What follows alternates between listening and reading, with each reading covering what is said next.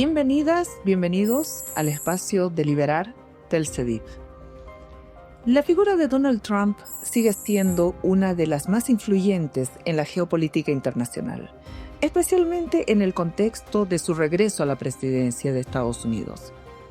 A lo largo de su carrera política, Trump ha adoptado enfoques de política exterior que desafían el orden multilateral establecido, privilegiando los intereses económicos y estratégicos de Estados Unidos. Hoy hablaremos de sus medidas arancelarias, la renegociación de tratados comerciales, su postura firme ante países vecinos como México, Canadá, y cómo sus dinámicas y las dinámicas regionales y globales están alterando y reconfigurando la arquitectura política mundial, afectando no solo la relación con sus aliados tradicionales, sino también con potencias emergentes y economías claves en América Latina y Asia. Estamos en el espacio Deliberar del CEDIP junto a Pablo Villegas, investigador del CEDIP. Pablo, qué gusto que podamos conversar sobre este tema. ¿Cómo está, Jimena? Un gusto.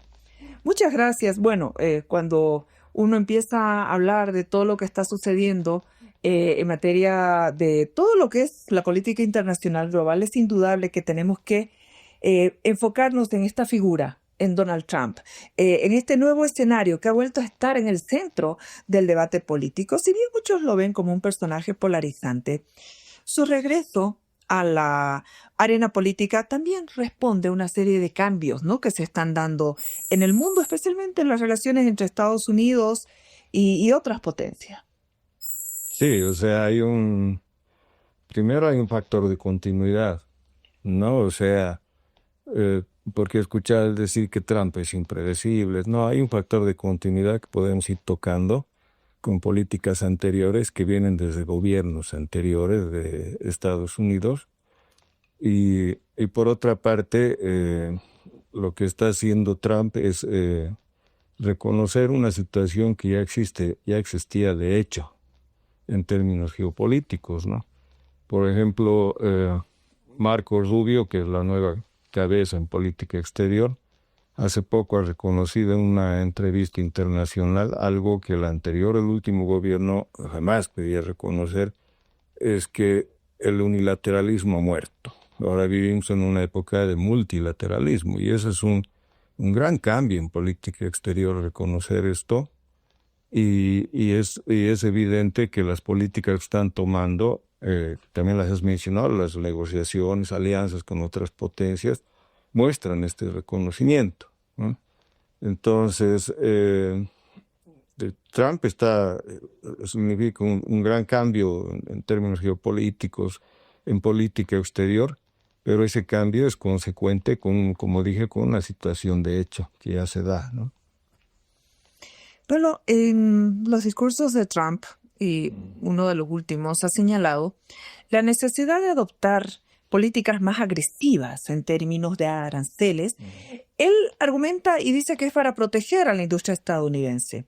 Yo te pregunto, ¿qué medidas específicas consideras que debería implementar para reforzar la posición de Estados Unidos frente a países como México, Canadá, Colombia, en relación de manera más puntual a importaciones y exportaciones? Bueno, hay un problema de fondo que es la situación económica de Estados Unidos, y eso hay que verlo en términos generales, ¿no? Y lo que suele salir en los medios es el déficit que viene arrastrando desde hace mucho tiempo, y al parecer Trump está atribuyendo este déficit al saldo negativo en comercio exterior que tiene. Y por eso está aplicando estas tarifas tan duras, amenaza con una tarifa general de 20-25%, aparte de otras específicas. Pero en realidad hay que ver de qué depende el déficit, y ahí hay una discusión inclusive al interior del Partido Republicano, ¿no?, que es el que ahora está en el poder. Y aquí es interesante que David Schweikart, que es un parlamentario que en febrero, o sea, cuando ya se sabe que los republicanos estaban en el gobierno, plantea divergencias con el gobierno, ¿no? Él es parlamentario, dirige la Comisión Conjunta Económica del Parlamento de Republicanos, que analizan periódicamente la situación económica de Estados Unidos, y él deja ver que expresa grandes dudas acerca de si esta política de tarifas va a lograr la reindustrialización de Estados Unidos y si va a cortar, va a solucionar el problema del déficit, ¿no? Y además que el déficit no depende solamente del déficit en comercio exterior, que viene arrastrando hace mucho tiempo, y por ejemplo con China, a pesar de que han tratado de reducirlo, sigue creciendo. Y entonces ve además problemas internos, entre ellos demográficos de Estados Unidos, ¿no? Los altos gastos que tiene Estados Unidos en salud y en políticas sociales, ¿ya? Y uno de estos, porque hay que ver, los gastos en salud de Estados Unidos son los más altos del mundo, si comparamos con Europa, por ejemplo, pero los resultados son lo contrario, ¿no? Y ahí viene un problema demográfico, porque aparte de que Estados Unidos está, como muchos países, con una población joven que se está reduciendo en comparación a la población que sale afuera del campo laboral y tienen que sostener, y eso pasa a Europa, está pasando a la China, está pasando a Japón hace mucho tiempo, y también en Estados Unidos. Entonces ahí la solución, y eso está generando grandes gastos sociales, y ahí la solución sería, ya que cuesta mucho cambiar el patrón de natalidad, entonces ahí la solución sería elevar la productividad, o sea que la población joven, que cada vez es menos y que tiene que sostener al resto de la sociedad, eleve su productividad. Y ahí viene que el problema son si las tarifas van a incrementar la productividad. Ese es el problema económico de fondo, más allá de que si reindustrializa o no, sino, y no hay una política en Estados Unidos que se oriente a solucionar ese problema, ¿no? Y entre esto y este problema demográfico, o sea, de la calidad de la población, además de la edad, está los grandes problemas de obesidad, y que va a seguir creciendo en Estados Unidos, y que significa grandes gastos para el aparato de salud, pero también está en lo militar, porque Estados Unidos no puede llenar sus cupos de reclutamiento militar que se fija cada año debido a la calidad de los que se presentan al reclutamiento. O sea, tienes problemas de obesidad, consumo de drogas, problemas psicológicos, etcétera. Entonces también afecta esto a todo esto, ¿no? Y si me permite con esto completo, el otro problema es cuál es la importancia de las guerras que viene librando Estados Unidos desde después de la Segunda Guerra en el déficit. Entonces, también al respecto hay una discusión, porque hay quienes que quieren reconocer que esto afecta la situación económica, otros que no. Pero lo cierto es, con esto termino esta parte, es que los gastos militares de Estados Unidos, que son los más grandes del mundo, y los demás vienen muy atrás, inclusive China, eran el tercer gasto más importante del presupuesto de Estados Unidos, ¿ya?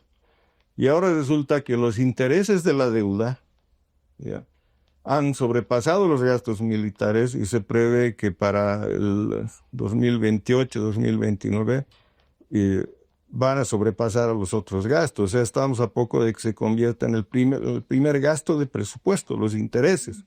Entonces vemos con esto, digo, es un problema muy complejo, no es solamente cuestión de tarifas o de sanciones, ¿no? El déficit comercial de Estados Unidos, bueno, que ha sido un tema recurrente en la política económica.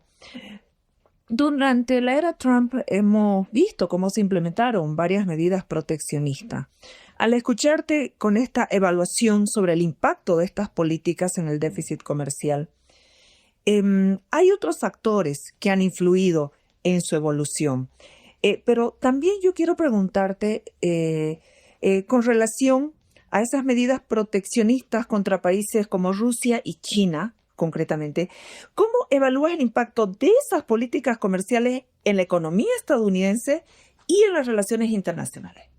Mira, hay muchas evaluaciones y estudios, entre ellos del propio Parlamento, ¿no?, que que tiene una comisión que trabaja con el presupuesto nacional y está evaluando regularmente la situación. Y aparte de lo que te digo, por ejemplo, el de los republicanos, el que te mencioné antes, y otros estudios académicos. Y en primer lugar, ¿cuál ha sido el impacto de estas medidas? Primero, el objetivo de Estados Unidos era pues, proteger la industria nacional, primero, luego hacer que las empresas que se habían habían instalado en el exterior vuelvan a Estados Unidos, y luego en el anterior gobierno suavizaron un poquito más y dijeron, bueno, si no pueden volver, que trabajen con países amigos, ¿no? Entonces, ¿qué es lo que se ha logrado hasta el momento, ¿no? Lo que se ha logrado, una cosa sí, es que muchas empresas estadounidenses se desvinculen de empresas del exterior, por ejemplo, especialmente las chinas. Porque el problema era que han hecho eso para librarse ellos mismos de las sanciones, ¿no? Entonces, eso sí se ha logrado en cierta medida, pero eso ha significado una reducción de mercado para ellos. Entonces tienes, por ejemplo, Intel, que tiene el 40% de su mercado es chino. Entonces, cuando quieren desvincular a Intel de la China, es pedirle que renuncie este 40%, de modo que no le quedaría capital para destinar a investigación, por ejemplo, ¿no? Entonces, y como, o sea, eso te cuento, además de estas medidas para proteccionistas, especialmente en el anterior gobierno, destinaron unas cantidades enormes de subsidios, especialmente a la industria de los microchips, es decir, la ley de apoyo a los microchips, grandes cantidades de subsidio, y a pesar de eso, Nvidia e Intel han tenido serios problemas en su economía, han tenido que despedir empleados, en fin. Entonces, por ese lado, no hay un efecto que pueda constatarse y decir esto tiene un efecto positivo. Lo que, como dices, sí se ha constatado que ha habido una desvinculación. Ahora, el planteamiento ahora es que sea general esta política, ¿no? Ahora, para evaluar esto, solamente hablan de las tarifas. Si ven los estudios, entonces, bueno, yo saco una conclusión. Coinciden en que hay un grado alto de incertidumbre. Totalmente. Y cuando hay un alto grado de incertidumbre, quiere decir que hay riesgos grandes, ¿no? Entonces, por ejemplo, y aquí viene un problema muy serio, por ejemplo, en lo que antes se llamaba NAFTA y ahora se llama, ¿cómo es? Estados Unidos. TEMEC, el Tratado de México, Estados Unidos y Canadá, ¿no ve? Eso. Entonces ahí tienes un problema serio porque este es un mercado integrado, ¿ya? En el campo de la producción de automóviles. Entonces, donde tienes, claro, el núcleo en Estados Unidos, pero que ha mandado ciertos segmentos de la industria automotriz a Canadá y a México, en ese sentido es integrado. Entonces, parte de los autos se producen en México, parte de los autos se producen en Canadá y se arman en un solo centro. Entonces, cuando impones tarifas a México, quiebras esta cadena y afectas a tu propia industria.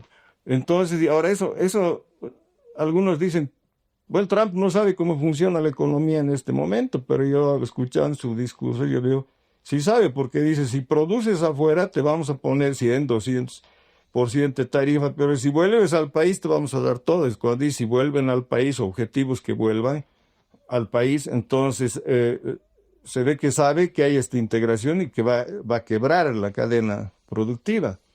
Pero el problema es, ¿ha habido este retorno o no ha habido? Porque estamos hablando de grandes transnacionales, de cadenas internacionales muy grandes, ¿no? Realmente grandes, ¿sí?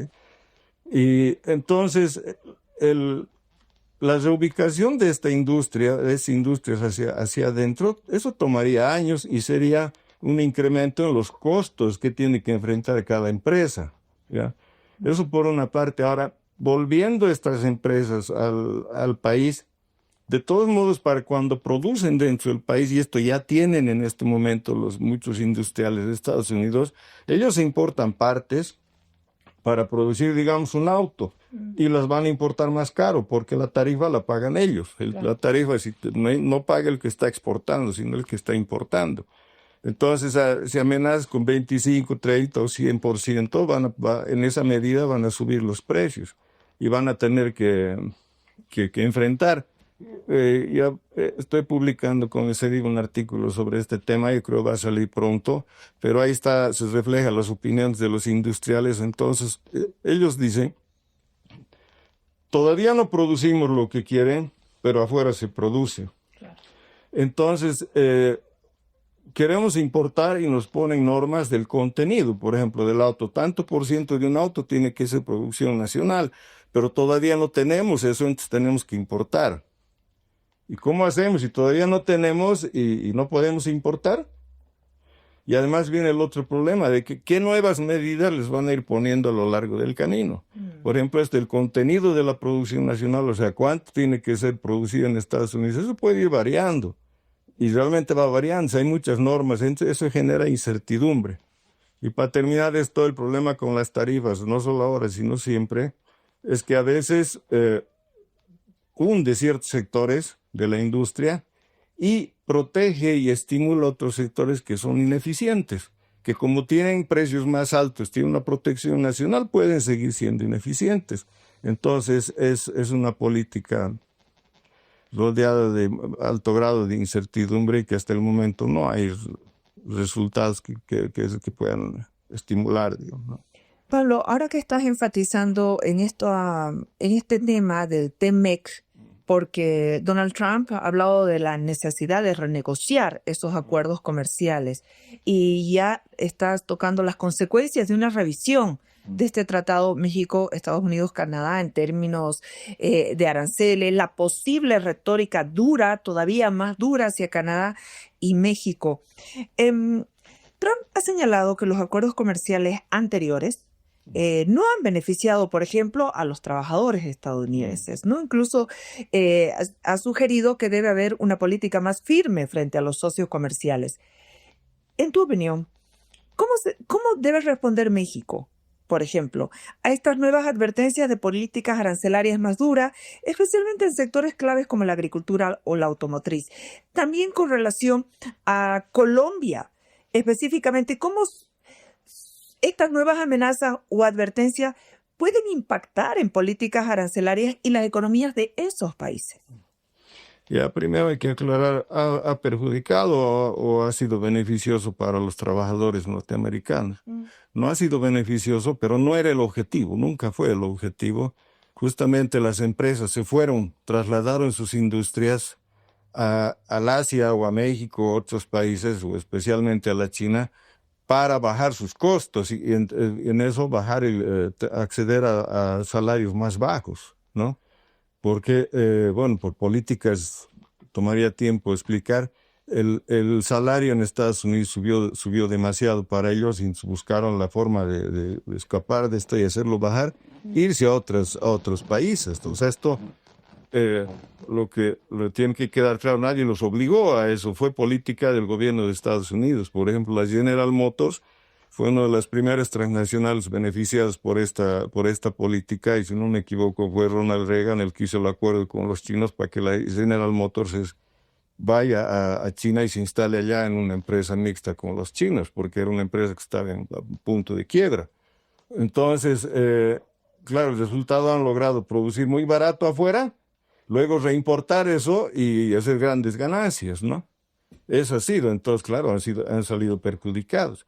Pero otra parte, el problema, supongamos que se quiebra la cadena con México y bueno, que se van de México y dejan a México así.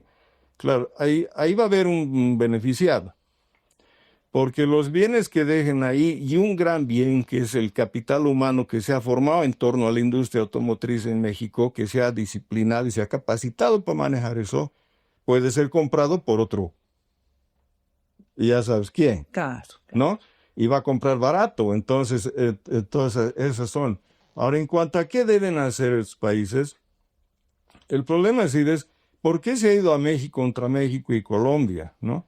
Es por cuando yo veo cuáles son las características, bueno, las exportaciones de México en un 78% van a Estados Unidos, y si sumas Canadá es 80 y tantos %. O sea, está encerrado dentro de este mercado, este acuerdo, el que antes era NAFTA, ¿no? Entonces, esa es una dependencia muy grande y peligrosa, y lo que ellos debían haber hecho es lo que hablaba el anterior gobernante de México, Calderón, si no me equivoco, ¿no? Cuando él lo que proponía era que Latinoamérica forme una especie de Unión Europea. Entonces, cuando se reunieron los países latinoamericanos para formar la Unión Latinoamericana, hace unos años, o sea, algo mucho más grande que Mercosur, o sea, de toda Latinoamérica, se reunieron en México y sacaron un manifiesto conjunto. ¿Y qué es lo que dice el manifiesto? No dice una palabra de lo que estaba proponiendo México, y es un documento que más que todo plantea el problema del COVID y es una especie de petición a las ONGs para que den plata a Latinoamérica para enfrentar el problema del COVID.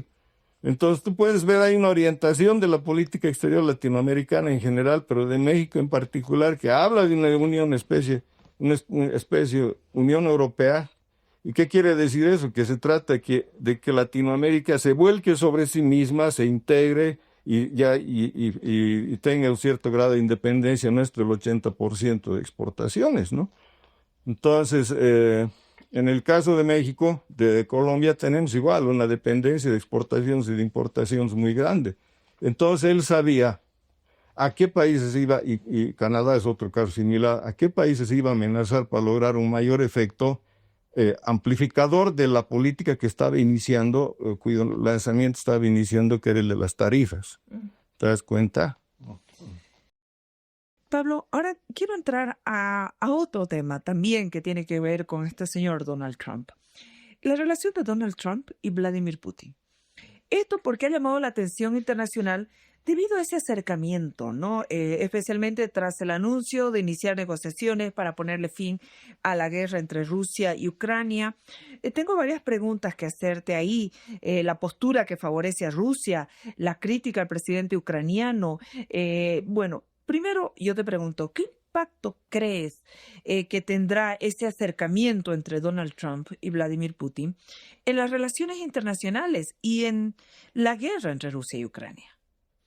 Ya, primero, yo prefiero ver la cuestión más en términos de países que entre personas, ¿no? O sea, Putin, ¿no? O sea, y porque cada uno responde a estructuras muy poderosas, ¿no? Y ahora, igual en lo que respecta a la guerra entre Rusia y Ucrania, lo que hay que tomar en cuenta es que Ucrania es una pequeña parte de un gran problema, ¿no? En realidad la guerra es otra. Y lo que se está disputando en Ucrania, y además a un nivel global también, económicamente, es lo que Rusia estaba haciendo terminando el año 21 por diciembre, cuando lanzó la negociación con la OTAN y con Estados Unidos en especial, sobre la extensión de la OTAN hacia las fronteras de Rusia. Entonces, es eso lo que está detrás de todo, porque después que la Unión Soviética disolvió el Pacto de Varsovia, que es una alianza militar, y se retiró de Alemania, permitiendo que las dos Alemanias se unieran, y pues, entonces eso significó una modificación geopolítica muy grande, pacífica, ¿no? Pacífica, hubo ciertos eventos, pero en general fue pacífica. Entonces, en reciprocidad, los países que son de la OTAN se comprometieron a no avanzar hacia los territorios que habían sido anteriormente Unión Soviética o Pacto de Varsovia, y que esos territorios quedaran como una especie de área neutral o de amortiguamiento entre ambas potencias. Entonces, y lo que ocurrió fue lo contrario, ¿no? Entonces ellos avanzaron a los países bálticos, que son frontera, y instalaron su armamento ahí, sus misiles, y lo mismo Brzezinski publicó en el 97 un libro muy importante que muestra el pensamiento geopolítico que había detrás de todo esto, que era arrinconar a Rusia, que ya no era Unión Soviética, hacia el norte, privándole de salida al mar Báltico, al mar Negro, que es donde sale Ucrania, y al mar Caspio. Entonces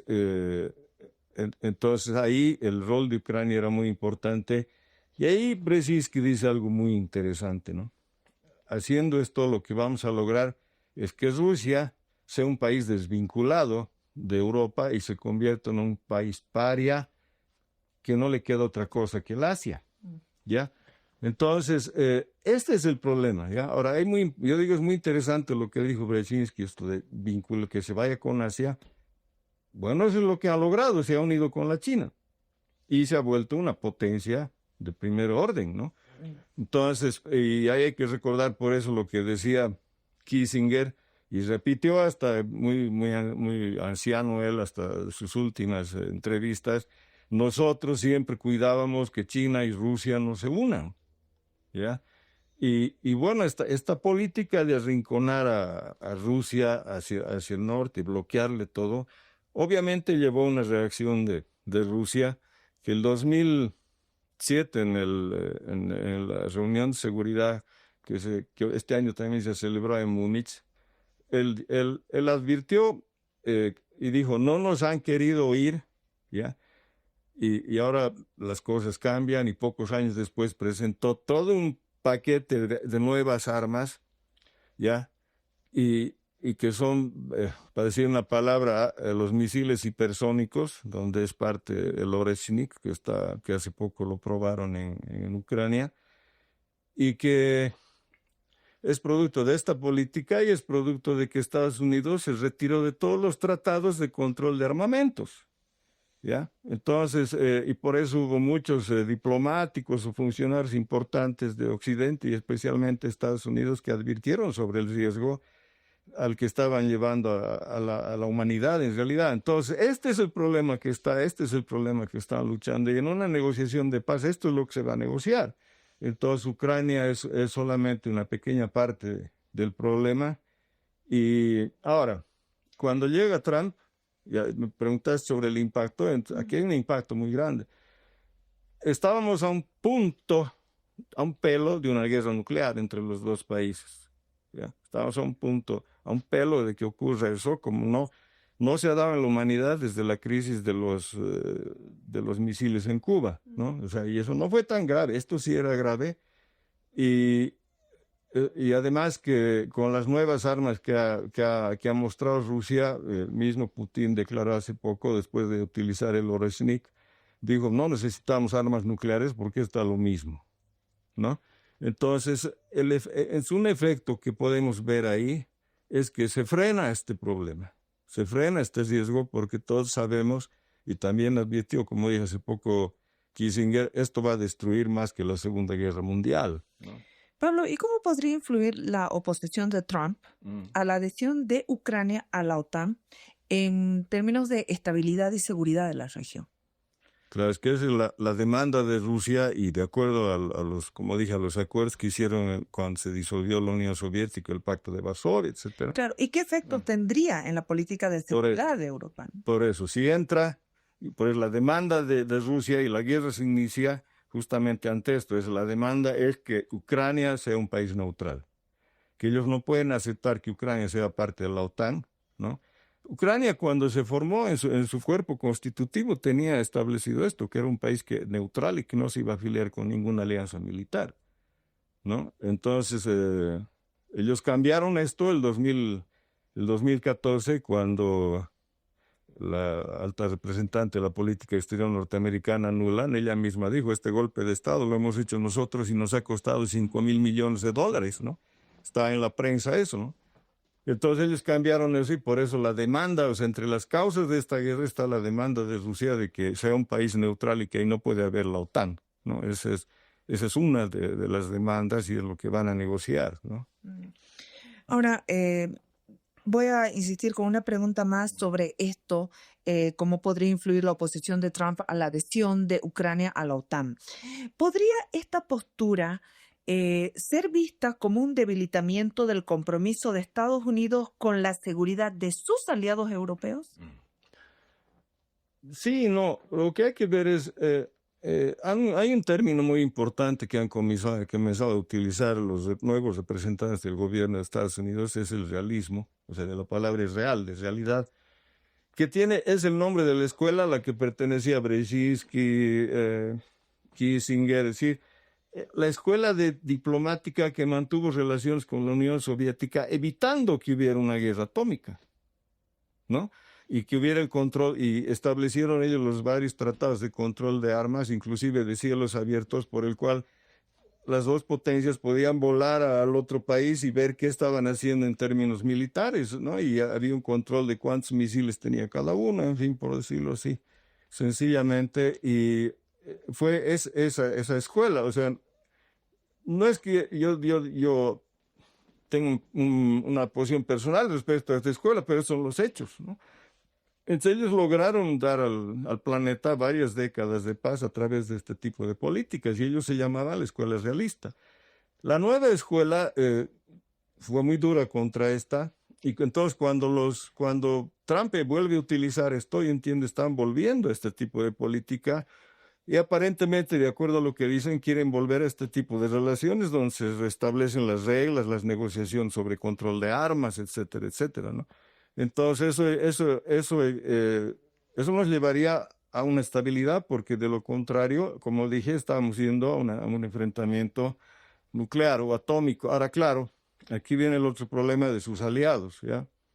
Eh, Hace poco y antes de iniciar ya las negociaciones con Rusia, el gobierno norteamericano ha dicho algo que es muy claro, ¿ya?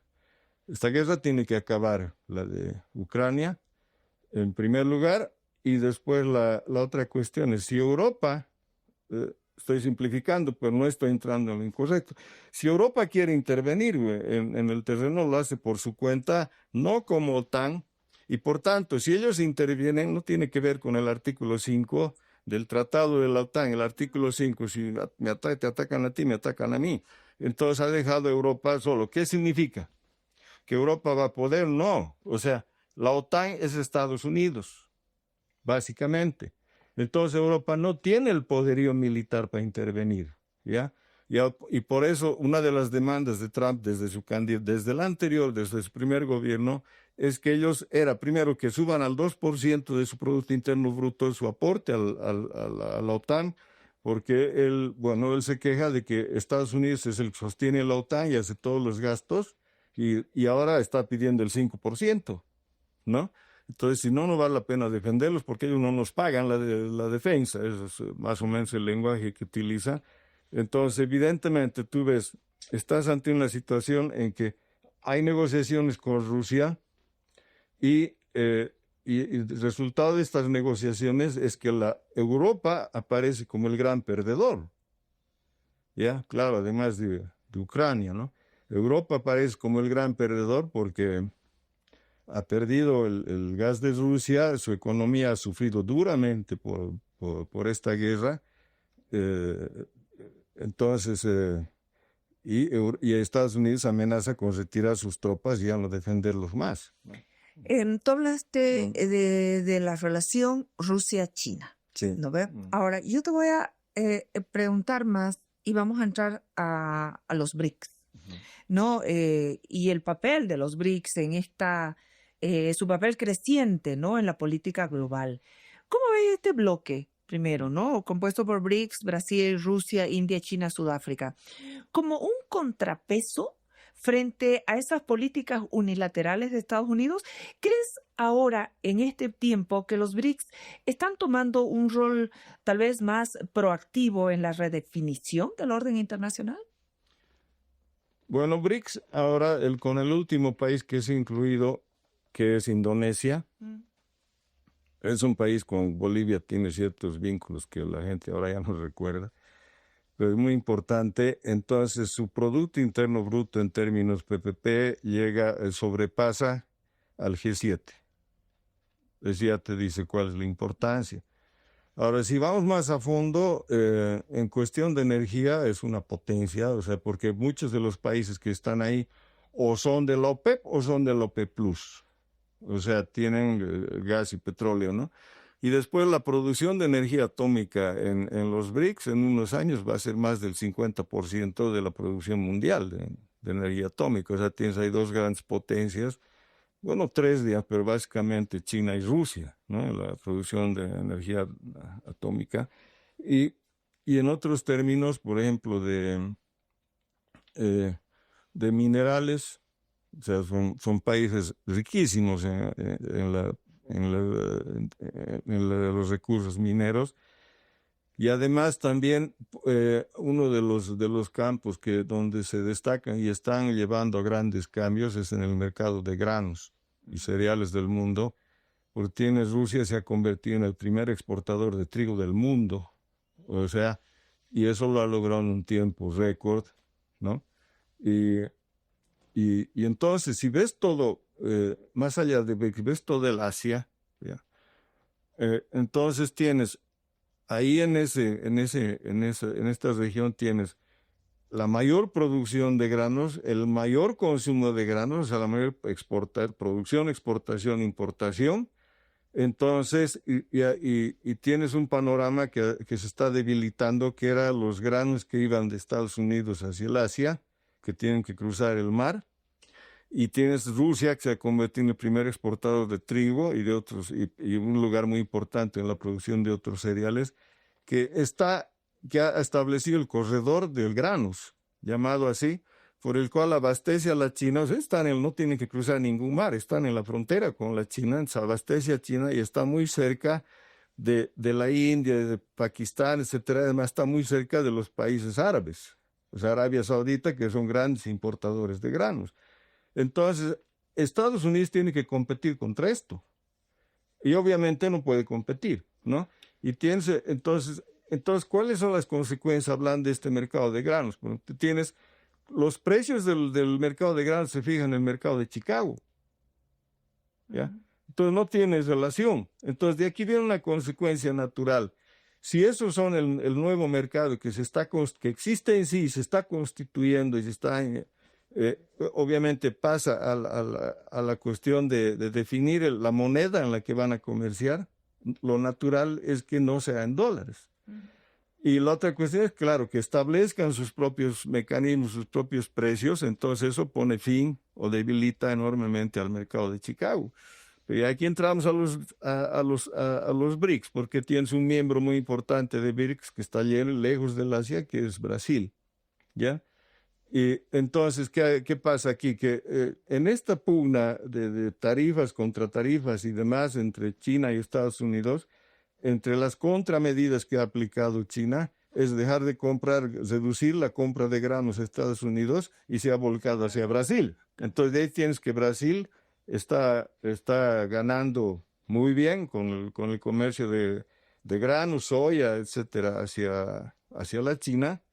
Y eso ha llevado, como dije, una cosa lleva a la otra. Si el comercio lleva a la definición de qué moneda usas y de cuál es el sistema de fijación de precios. Entonces, de ahí tienes que Brasil ha establecido un acuerdo muy grande. Por ejemplo, en 2013 y era por $30.000 millones, un acuerdo swap para comerciar en monedas de ambos países, ¿te das cuenta?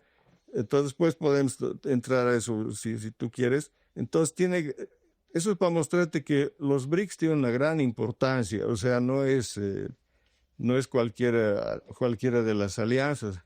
Para terminar, una cosa más, si me permite, detrás de los BRICS está la Organización de Cooperación de Shanghái, que en realidad es el duro, ¿ya? Detrás de los BRICS, que está integrado, aparte de los Kazajstán, etcétera, está integrado por India, China, Rusia, Irán, que es otro de los duros, digamos, y entonces son un núcleo muy duro que está detrás de los BRICS, ¿no? Entonces, y que abarca otra zona donde no llegan a estos, ¿no?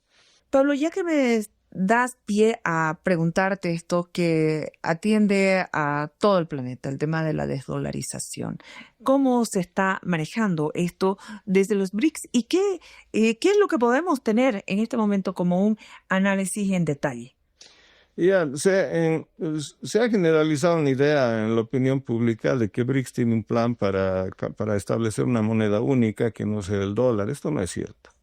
Hay estudios, sí, por ejemplo, en Rusia de Sergei Glasiev, que es para establecer una nueva moneda basada en materias primas y en las monedas de los países que participen de un acuerdo, que es algo que se discutió cuando se salió de la Segunda Guerra, pero se impuso, terminamos con el dólar como una única moneda, ¿no? Entonces no hay un plan así dentro de BRICS. Lo que sí hay es el acuerdo o el consenso, digamos, de que los negocios entre países BRICS y de BRICS hacia afuera sean en monedas nacionales. Ya, como dije, entre China y Brasil han hecho un acuerdo, creo que el final es por 130.000 millones de dólares. Algo así. Sí, están con sus propias monedas. Entre Argentina lo mismo, en junio del año pasado se vencía el acuerdo, se llaman swap, ¿no? Entre China y Argentina, y entonces ahí el gobierno argentino mandó a su representante y lograron que se prolongue hasta el 2026 en un tramo de 5.000 millones de dólares, pero queda otro tramo, y ya no he seguido, que es de 18.000 millones de dólares, que en la situación que estaba Argentina fue muy importante, ¿no? Porque evita, ellos tienen que hacer pagos en dólares por su deuda, etcétera, y esto es un alivio para ellos. Chile también tiene un acuerdo, y en realidad los acuerdos swap son una de las, digamos, las columnas del sistema financiero internacional. Entonces, China tiene con Chile y tiene inclusive con países europeos. Ahora, ¿cuál es la importancia? Digamos, he visto los análisis, van a ver cuál es el monto y cuál es el monto que se maneja en dólares, entre una comparación, ¿no? Yo digo, no, el mismo Rubio, Mark Rubio, antes que ocupe el cargo actual en el gobierno, cuando él era parlamentario y cuando Brasil y China hicieron su acuerdo, dijo algo muy importante que te dice cuál es la importancia. Dice, esto quiere decir que han establecido un sistema paralelo al dólar y que por los próximos 5 años que dure el gobierno, ¿no? No vamos a poder utilizar el dólar para sancionarlos. Entonces quiere decir que no es tanto el monto relativo al monto internacional del dólar, sino el hecho político de que a los países que establecen estas relaciones se zafan del sistema de sanciones, o sea, que la importancia es de carácter político. ¿Ya? Eso es por el momento.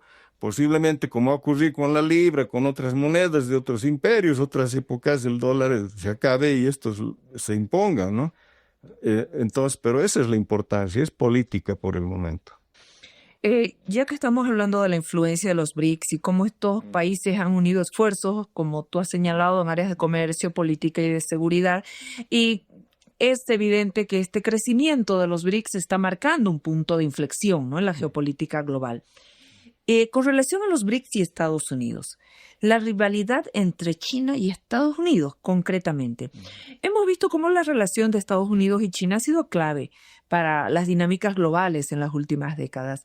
Desde tu perspectiva, ¿cómo crees que la rivalidad entre estas dos potencias ha impactado la globalización y los intereses de los países del sur global? Ha impactado enormemente porque por parte de Estados Unidos y de Europa ha puesto fin a la globalización, ¿no? Ahora el interesado en la globalización es China. Correcto. O sea, para decirlo en otro término, en el libre comercio, ¿no? Entonces ellos han empezado a poner trabas, prohibiciones, etcétera.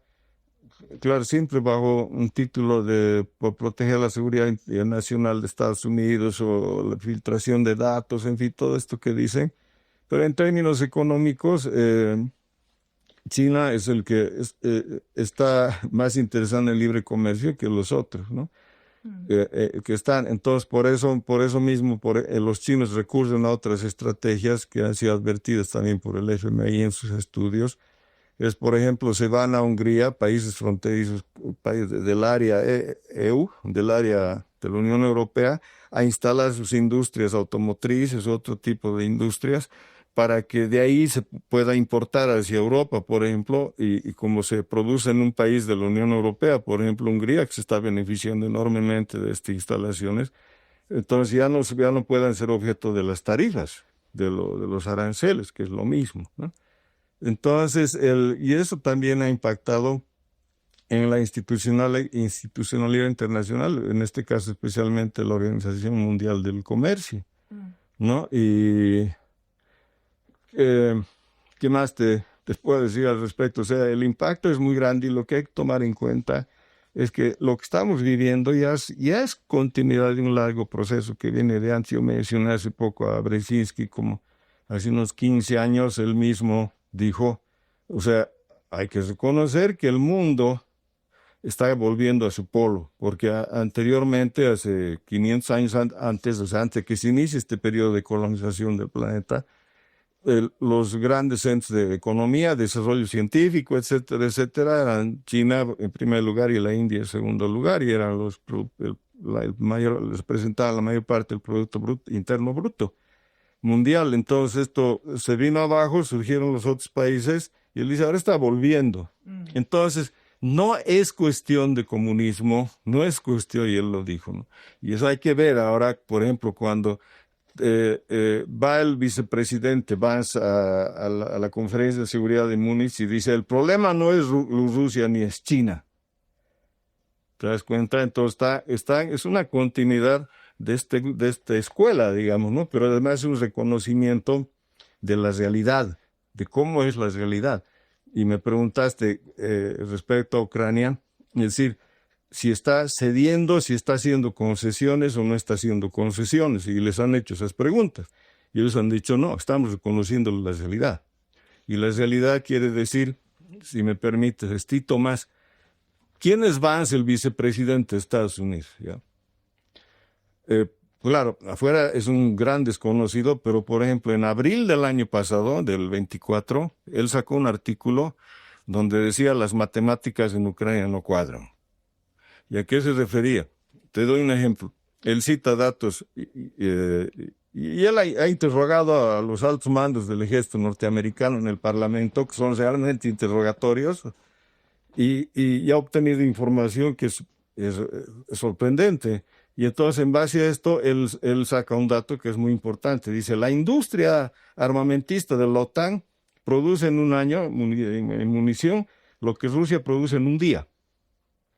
Entonces, y confirma lo que dijo Stoltenberg iniciando el segundo año de guerra, nuestros arsenales están exhaustos. Y Rusia sigue. Esa es la realidad que están reconociendo más allá. Cuando reconoces la realidad, quiere decir que no puedes aplicar otra política. Volviendo a las tensiones entre China y Estados Unidos y esta influencia creciente de los BRICS y con Donald Trump, ¿cómo ves el futuro de la diplomacia internacional? ¿Es posible un reordenamiento de la arquitectura internacional sin una confrontación directa entre Estados Unidos y China? Bueno, ahí hay algo positivo y hay un gran problema, ¿no? Uno es que han vuelto a negociar, han vuelto a hablar, como ocurrió décadas atrás, ¿no? Entonces, es decir, el hecho de que haya diálogo, o sea, es clave para que haya paz. Ahora, claro, hay sectores que están muy ofendidos por esto, pero parece que no se dan cuenta del gran riesgo que corríamos todos, ¿no? Ahora, el gran problema es que, bueno, en mi opinión, no puedes hablar de restablecer la estructura de relacionamiento internacional pacífica en el planeta si no restableces la importancia de las Naciones Unidas. Claro. Porque es a partir de eso, o sea, de donde puede hacerse. ¿Por qué? Porque ahí están representados todos los países. Pero ahí tienes un grave problema y contra eso han ido varios, por ejemplo, los africanos siempre han estado reclamando, es que las Naciones Unidas reflejan una situación que viene de la Segunda Guerra Mundial, donde los vencedores se constituyeron en el Consejo de Seguridad y con derecho a veto. Entonces tienes una gran cantidad de países que integran la Asamblea de Naciones Unidas, pero tienes el Consejo de Seguridad con miembros fijos y tienes unos transitorios, pero estos países que tienen derecho a veto, entonces ellos pueden vetar lo que dice el resto del planeta. Entonces la cuestión es, hay que restablecer la autoridad de las Naciones Unidas, que ha sido muy venida menos en estos años y con estas guerras, pero hay que solucionar este problema del Consejo de Seguridad, porque no puede ser que en esta época haya países que tienen esas potestades, ¿no? Mira, ya que estás entrando a este tema y yo mirando el futuro de la diplomacia internacional, ¿cómo los BRICS están buscando promover una diplomacia multilateral, ¿no? Y el papel que la diplomacia puede jugar para evitar un conflicto directo, Todo mientras Estados Unidos y China sigan siendo rivales estratégicos. Pero con esta evolución de la geopolítica, con la aparición de nuevos bloques como los BRICS, ya has tocado algo, pero quiero profundizar más en esto. ¿Qué papel crees que deberían jugar las organizaciones internacionales como la ONU, pero también la Organización Mundial del Comercio, por ejemplo? ¿Están adaptándose a estos cambios o ves la necesidad de una reforma significativa en su estructura y en su funcionamiento? Ya, la Organización Mundial del Comercio ha sido bien zarandeada y debilitada justamente por esas sanciones, tarifas que no van con la normativa internacional establecida, porque hay que ver que hay una treintena de países que están siendo sancionados y como muchas más empresas y miles de personas a lo largo del planeta. Y inclusive parte de los sancionados son miembros menores de edad de familias sancionadas, etcétera. Todas estas medidas debían pasar por las Naciones Unidas, ¿no? Entonces quiere decir que tienes un mundo paralelo, uno el de las Naciones Unidas que también aplica sanciones, etcétera, pero como ahí están representados todos los países, son menos sanciones, pero el otro sistema que las potencias por su cuenta pueden aplicar cuando quieren o en alianza entre ellos a otros países, ¿no? Entonces, y estas medidas que han venido, que prácticamente están quebrando el comercio internacional, van en general, digamos, contra la Organización Mundial del Comercio. Entonces, esto va a ser muy difícil arreglar, pero hay que arreglar. La otra cuestión es, como dije, de volver a las Naciones Unidas su autoridad, pero esa autoridad no puede basarse en la vieja estructura. ¿Qué hace BRICS al respecto? Bueno, BRICS, como está integrado por países muy vinculados lo que ahora se llama el sur global, ¿no? Entonces ahí tienes países africanos, tienes Latinoamérica, etcétera. Entonces ellos en ese campo representan los intereses de África, por ejemplo, ¿no? Y lo que dije, ¿no? O sea, que las Naciones Unidas tienen que ser el centro, tienen que ser el pilar de la normativa internacional y hay que arreglar este problema del Consejo de Seguridad, porque hay demandas, por ejemplo, de que haya un lugar para África, no para un país específico, sino para los países africanos, pero ese es el problema. El BRICS está viniendo a reforzar esa demanda del sur global, ¿no? Ya voy saliendo de esto y a propósito de la ONU, la Organización Mundial del Comercio y con el señor Trump como presidente nuevamente, quisiera que te refieras un poquito a lo que es Naciones Unidas, CIDH, la Haya, la FDA, la Organización Mundial de la Salud. USAID, por ejemplo, necesito que apuntar a eso en esta pregunta. Como te dije, hay el sistema establecido de Naciones Unidas con todas sus instituciones derivadas y este paralelo que se veía especialmente en la cuestión de las sanciones, ¿no? Que son aplicadas especialmente por los países más poderosos, o sea, Estados Unidos y países europeos, o entre ellos en alianzas, ¿no? Entonces, que se aplican sanciones que no se han discutido en las Naciones Unidas, tienes evidentemente dos áreas. Y parte de esto es, por ejemplo, lo que me mencionas de la Haya. En Estados Unidos hay una ley aprobada en el Parlamento que se llama Ley de Protección del Personal, sería estadounidense en el exterior, ¿ya? Y cuando lees es del personal de nacionalidad estadounidense, de personal de cualquier modo protegido por Estados Unidos y en tercer lugar de países aliados. Quiere decir que no pueden ser juzgados ni por la Haya ni por ningún tribunal internacional. Y un artículo dice claramente, en caso de que sean detenidos, se tomen medidas contra ellos, el gobierno está obligado a tomar cualquier tipo de medidas para liberarlos. En el mismo Parlamento se conoce esta ley como Ley de Invasión de la Haya. Entonces, y esto te muestra claramente, son dos sistemas paralelos, el uno que no quiere someterse a y llega a sacar este tipo de ley de invasión. Quiso utilizar esto, es un personaje muy vinculado al anterior partido que está, a los demócratas, se me fue el nombre, pero que era funcionario también del gobierno de Trump, ¿no? Entonces esto representa, por eso digo, hay una relación de continuidad, hay medidas que puede haberlo tomado uno u otro presidente, pero los demás la han sostenido y la han mantenido. Entonces, este es uno de los problemas que está generando inestabilidad en el mundo, ¿no? Mm. El papel de América Latina en esta nueva configuración geopolítica, ¿qué papel juega América Latina? Por ejemplo, con las relaciones de Trump con la región, el ascenso de China en algunos países. ¿Cómo se posicionan nuestros países, los países latinoamericanos, frente a estos cambios? Mira, hay un problema. Hay que ver económicamente qué es Latinoamérica en el mundo, porque según tu peso económico te tratan, ¿no? Y estaba viendo entre el 48 y después de la Segunda Guerra Mundial y el 2023, Latinoamérica ha perdido, ha retrocedido el peso en las exportaciones, ha caído más de un 50% si tomamos exportaciones e importaciones en el mundo. El de Estados Unidos ha caído en las exportaciones más de un 60%. Y China ha subido en 1500%, sumando China, Hong Kong y Macao, sin tomar en cuenta Taiwán, ¿no? Entonces tú ves quién ha subido y quién está bajando, ¿no? Entonces, y uno de los, como digo, uno de los que ha bajado más es Latinoamérica. Entonces, y cuando ves los dos países que han sufrido los primeros ataques de Trump, así Colombia y México, que son los que más dependencia tienen del mercado estadounidense. Entonces, ahora, el otro factor es que cuando ves qué exporta las exportaciones de Latinoamérica, y comparamos con Asia en general, no solo China, sino con Asia. China desde la Segunda Guerra Mundial hasta ahora, igual entre exportaciones e importaciones, ha crecido un 200%.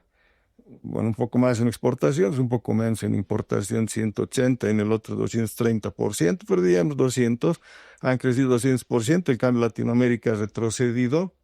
Y si vemos el Producto Interno Bruto per cápita de la China, el 2019 ha sobrepasado a Latinoamérica. Entonces tú ves, hay una caída relativa de Latinoamérica, pero si ves sus exportaciones, la participación en las exportaciones, la participación de los productos manufacturados, o sea, de industria, va cayendo y va cayendo y va cayendo, o sea, en todos los países. Entonces, es un país que en términos económicos es cada vez peor atado a la producción de materias primas y más dependiente de la tecnología, que ahora ya no viene solamente de los países de Occidente, sino también de China, ¿no? Entonces, si tú tienes un continente que está en este curso, ¿qué puedes esperar? O sea, entonces, claro, eso evidentemente impacta también en los líderes, en la calidad del liderazgo que tienes. Por eso tienes esta reacción de la presidenta de México, que ante una amenaza tan seria de Estados Unidos sale con chistes, ¿no? Y el de Petro, ante una amenaza tan seria, porque parece que al final lo doblegaron no solamente con amenaza de tarifas, sino bloqueos bancarios, etcétera, muy serio. Después de decir, publica una carta larga, medio folclórica, etcétera, y le dice a Trump, varias veces, no te tengo miedo, y no aguanto un día. Entonces tú ves un liderazgo, ¿ya?, que corresponde a esa realidad económica decadente que está viviendo Latinoamérica frente al mundo, ¿no? Entonces, esa es en general la situación, ¿no? Muchas gracias, Pablo, por compartir tu visión sobre estos temas tan complejos y actuales. Y bueno, es interesante seguir de cerca y tenemos que seguir de cerca cómo se desarrollan, ¿no?, estas dinámicas geopolíticas. Gracias por este momento y esta conversación. Gracias, Jimena. Y gracias a ustedes por acompañarnos en este espacio de Liderar del CEDIP.